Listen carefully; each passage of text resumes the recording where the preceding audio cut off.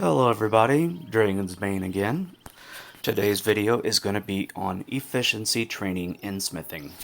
A lot of you like to just use whatever place you go and pretty much just make whatever you can make, but I'm going to show you the most efficient methods. So first off, we are going to start with must-have items. The very first must-have item requires dungeon tokens. It is a type of scroll you can get as a reward for dungeoneering. If you need help acquiring it, feel free to ask a member of the clan to take you to do some floors until you can earn enough to get it. It shouldn't take very long. So, it is extremely helpful to have because not only can it save you bars, but it can make it to where you make an item and it doesn't cost you anything at all. It saves you a lot of money. Another item that you really want to have is this. A perfect juju. So it gives you a 5% chance of doing double damage when you're doing your smithing. Now, low-level people, I recommend if you are especially lowest level, is to do the family crest. Family crest is by far the most important quest if you want to learn to smith, because of the smelting gloves. They allow you to smelt ores, and the ores will automatically turn into bars and go into your bank. Otherwise, without them, your bars will end up in your inventory. So you can only do 28 at a time. But with the gloves, they will automatically go into your bar bank, and you won't have to worry about that, and you can do 60 at a time. Really, really handy. So I always recommend people start with doing gold bars. Gold bars are always profitable, and gold ore is really easy to get.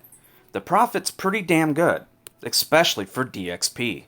So if you aren't doing DXP in smithing or in mining, I recommend for the next 3 months to go ahead and get that smithing up just by smelting bars. You can make a massive amount of money by selling bars during DXP. That's my recommendation. You do you, but that's what I did, and that's how I got the amount of money that I constantly have. I mean, take a look at my bank, alright? I have quite a few good items. I have majority of the Slayer outfits. I've got tons of everything. I've got cash. I got tons of seeds. I mean, look at my overloads. Those overloads are 100,000 a piece. I spent 246 million to get them. So, and then it doesn't even count how much I spent on farming. Then I got my Masterwork armor, I got Saren armor, I got Anima armor, I got Finality. My account's worth quite a bit, so if you're not willing to listen to me, I don't know who you would want to listen to. So, I'm giving you my recommendation. This is your game, you play it your way. So back to what I was doing, I'm looking for something at the moment. I'll just type it in. So, here's a really good item to have. Of course, you're not going to have it at the very beginning, but it's called a crystal hammer. Crystal hammers give you an increase to your smithing progress. Now, it's only unlockable once you can get to Prif, which I believe is level 80 just to get into it. I don't remember the requirements for getting into Prif. It's been a while since I've done that quest. But once you have a crystal hammer, your smithing experience to get to 99 is pretty decent. It's definitely a must-have. So as you can see from here, I'm walking to the Artisan Workshop.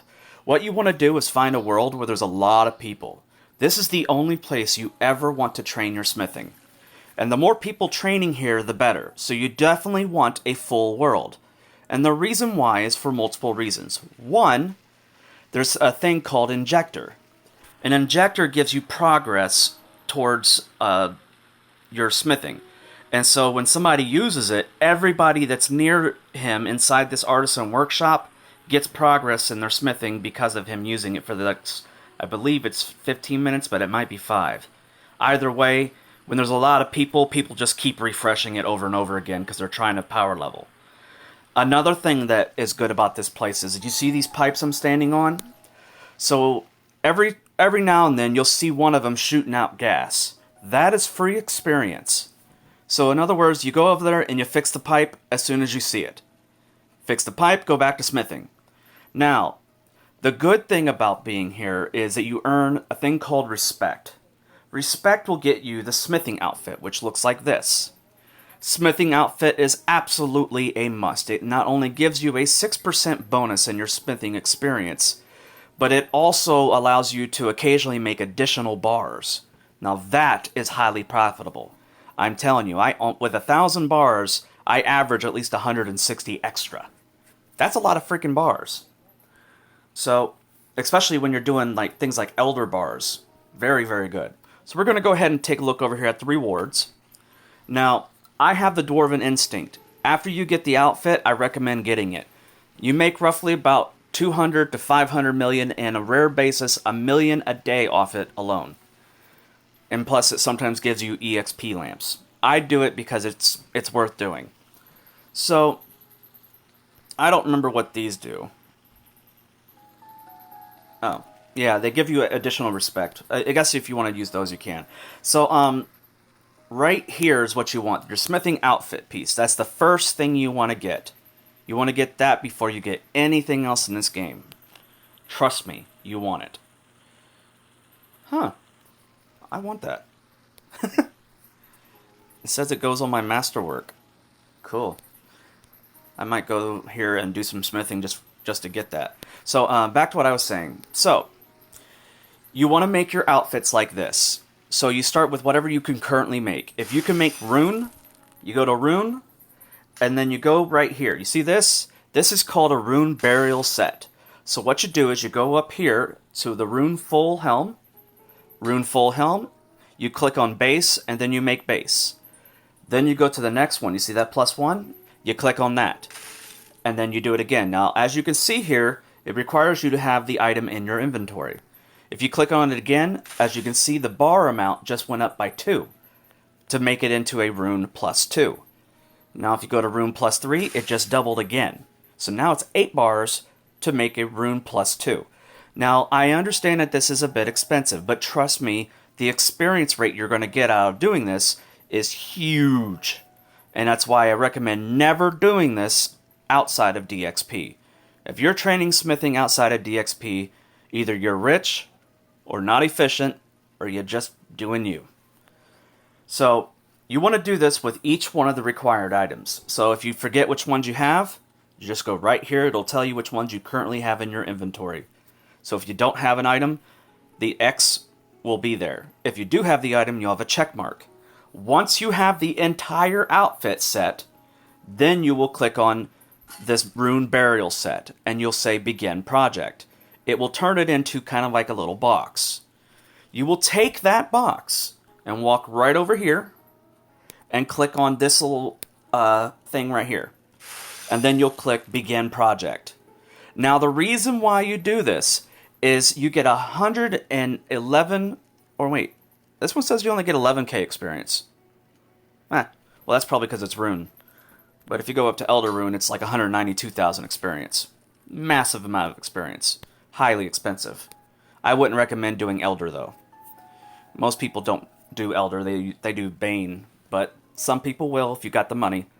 But you want to do burial sets, and the reason why is not only do you get a massive boost in EXP, but it also will make it to where you can level drastically faster. I also recommend before DXP to put every bit of bonus experience in smithing if that's what you're going to plan on for the next 3 months. So what you do is you prep with mining all the ores you're going to want to have, then you're going to smelt all the ores yourself, and then you'll just hold them until DXP. Then, when DXP happens, you have 3 months of bonus experience, and you have a ton of bars. And when you're left over, whatever's left over because of all this, you're going to make a very large amount of money. Now, I do recommend before DXP to get the outfit first, because there's no sense of wasting time. Get the outfit and then stop. You don't need to level up past that unless you have a specific goal in mind. But don't try to go for 99 unless it's DXP and you have the whole outfit. It's extremely important about that.